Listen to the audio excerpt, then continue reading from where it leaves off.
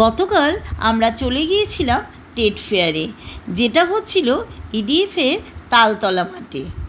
Entry fee নিয়েছিল আমাদের জনপ্রতি 20 টাকা করে। আর ভিতরে গিয়ে দেখলাম নানা রকমের জিনিস আছে, যেমন ড্রাই ফ্রুটস, তেমনি আছে মেয়েদের শাড়ি, কুর্তি, নানা রকমের কসমেটিক, চুড়ি আর ঘর সাজানোর জিনিস। আর ছেলেদের জন্য বিক্রি হচ্ছিল পাঞ্জাবি, আরও নানা রকমের গেঞ্জি, মাটির বাসনপত্র, আরও অনেক কিছু। আর খাবারের দোকানও সেখানে বসেছিল। আমি কিন্তু টেট ফেয়ার আসতে খুব ভালোবাসি, কেন কি না এখানে নানা রকমের জিনিস পাওয়া যায়। কেমন লাগলো বন্ধুরা আজকে আমার এই ভিডিওটি? অবশ্যই কিন্তু আমাকে কমেন্ট করে জানিও।